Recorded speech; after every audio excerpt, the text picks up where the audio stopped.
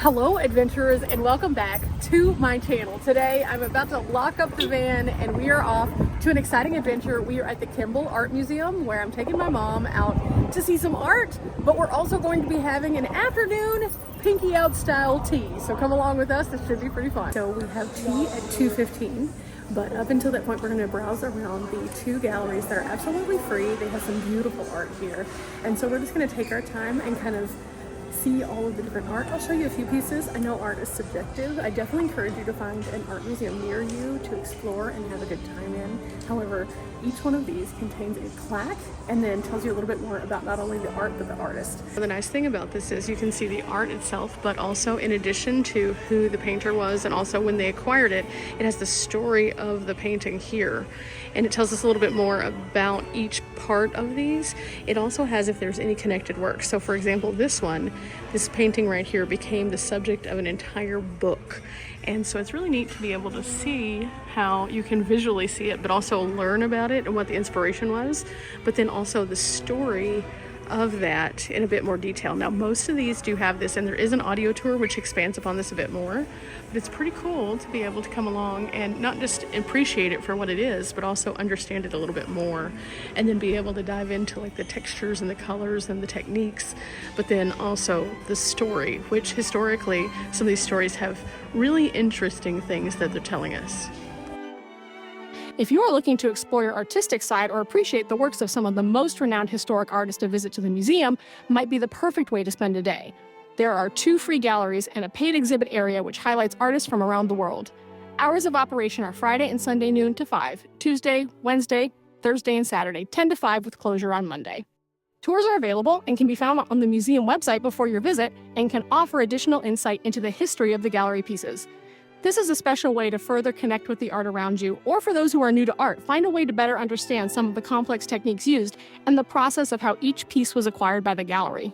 Additionally, there is an audio tour available by scanning a QR code upon entry, and there is a $4 charge for the code to access this unique self-guided tour option. For those arriving and seeking parking, 2 parking options are available, including an underground parking garage and above-ground open parking area just off the gallery entrance.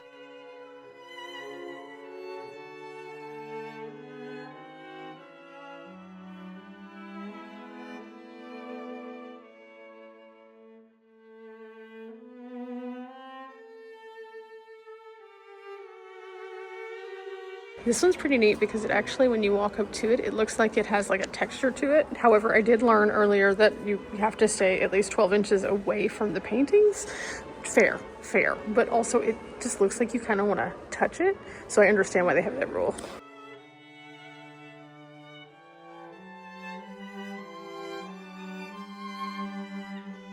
Now, while we're going around, there's a variety of different kinds of art here, and it's interesting to see the styles as they kind of vary from style to style. Also, the frames, they're very intricate, and each one of them is custom framed for the piece to help the piece look even more vibrant. It's pretty interesting. They even have a couple of Picassos here, so that's pretty neat. But with that said, we have a lot more to go. There's, again, 2 free galleries. We are still in gallery number 1.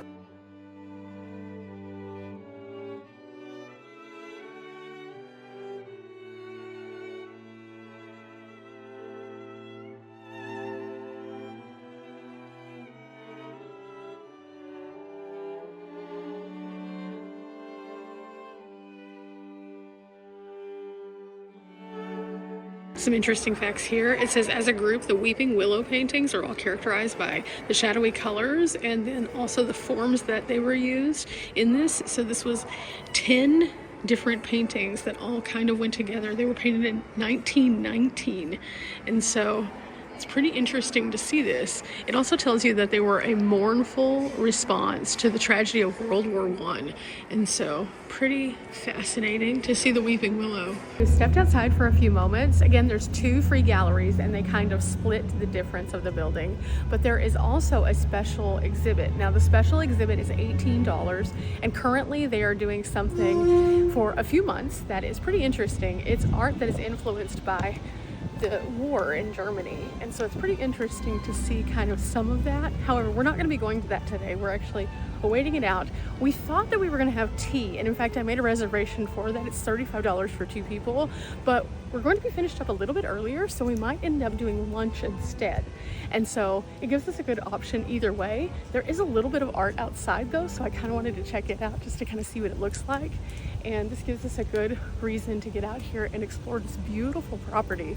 It is well landscaped and absolutely gorgeous. Now they also do have a gift shop, and Mom and I spent a little bit of time going through that. They have a lot of art related items, a lot of really fun things for all ages. They also have a lot of architecture books because the Kimbell is a unique place and focuses a lot on art and architecture, which is really neat. So as we're kind of exploring, let's get out here and see what we can find. As you look around the campus of the museum, you will note the design elements which inspire. Created in 1972, this building designed by Louis Kahn is widely regarded as one of the outstanding architectural achievements of the modern era. The main facade of the building consists of 3 100-foot bays, each fronted by an open cycloid vaulted portico with the central entrance bay recessed and glazed. Walking around, you are taken away by the sounds of cascading waters, entranced by the shaded lawn and the creative atmosphere, and relaxed by the campus itself. What do you think so far? It is. It's gorgeous. And it's nice to hear the water flowing. This is interesting. What is this? It looks kind of like a really unique Zen garden down here. Very fascinating. This one I don't see a sign for, but the rest of them kind of have little signs around that you can find. So there's 3 sculptures that we found outside currently. And then lots and lots of water. This is really, really pretty. As we're wandering around, however, it is a little bit warm today. Normally, whenever you're coming out here, in order to see everything, you're gonna have the greenness of the grass in early spring and summer. They do a lot to maintain it so it continues to look like that. So it doesn't turn into the Texas landscape that sometimes happens with crunchiness. And I really appreciate that because it creates this really serene environment. Excited for gallery too?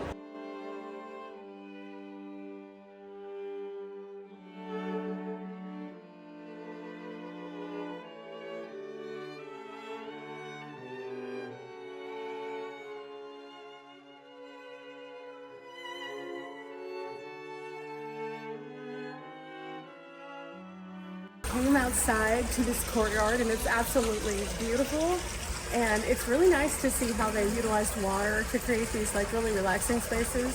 It's so neat to see how they integrated the sculptures with that as well. Now inside we saw a couple of new acquisitions that they have that were hanging in this gallery so far. This gallery seems to get a bit larger than the first gallery we went to, which is over on this side with the cafe. And so there's a lot more sculptural elements. We still have a lot of paintings to go, and it's been fascinating to see how some of these things would take years and years to create. Some of them are larger than life. One portrait that we saw was over 10 feet high, and these would fit in grand spaces. Now, can you imagine though, if it took 3 years to create these, how that they would put that together in a sense where it wouldn't have the person having to sit for that photo, or portrait rather, over and over and over again. It's kind of fascinating how talented that these artists really are. So as we continue on, kind of keep that in mind. This is not something that was done overnight. Now additionally, all of these pieces are not the same. Some use oil on canvas, others use acrylic, some are using even pencil. It's amazing to see the variety of some of these truly talented humans that have created these. But back inside I go to find more.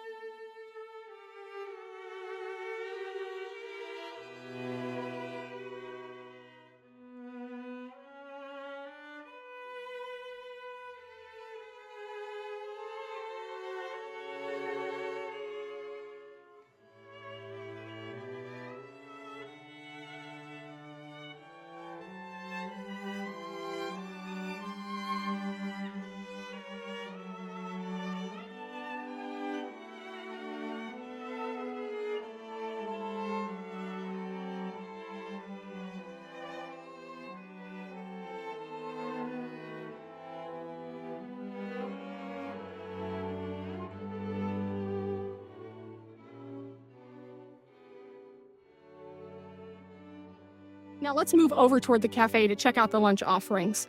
These change frequently and include a variety of entree options. Lunch is typically served between 11:30 and 2 or 12 and 2, depending on which day you are visiting. Afternoon tea and boxed lunch service is offered between 2 and 4 daily. Additionally, special happy hours are featured on Fridays and during special events at the gallery. We ended up doing lunch and we got the lunch combo. The lunch combo comes with 1 entree or 2 entrees. We ended up getting quiche and French onion soup, and then they have this salad bar that comes along with it, 3 different dressings. They also had a Texas slaw and some fruit salads. So I'm excited about all of this. This looks so delightful. And it comes with a little cookie. Okay, as we're about to leave, we were looking at the gallery kind of as you come into the building. Initially, we got here and it was kind of crowded, so we went straight up to the gift shop and then explored the galleries. However, coming back down, there's a really unique display that you won't want to miss. This one is actually about the construction of the Kimbell and how it has gone in phases. It started out quite small. The founders you can find on huge portraits in this initial gallery, as well as the story of the founding of the Kimbell, but also what went into the construction of the Kimbell. It's pretty unique because it's actually an architectural gym, which is part of the reason why they focus also on art and architecture. As you go around, you'll find unique placards telling about each phase of the construction, and then also you can find models that show you what it looked like during the first iteration and the second, and so on and so forth as they continue to grow and expand the galleries. They also have a digital touchscreen at this point, so if you look at this before you go into the museum, you can get additional context on some of the things you'll be seeing. I did see on this that there were a few of the Asian pieces that I was really looking forward to seeing that were not featured in the gallery because they're rotating. However, they were on this, so we were able to see them still, which was pretty neat. But there's also a really neat wall that talks about how they have some art spaces here, and that would be really cool. Can you imagine creating art at an art museum? That would be so neat. But with that, they do a lot of really cool special programs. I highly encourage you guys to find an art museum near you, even if it is not the Kimbell, and check it out. But for now, guys, we're not here for a long time, but we are here for a good time. Bye.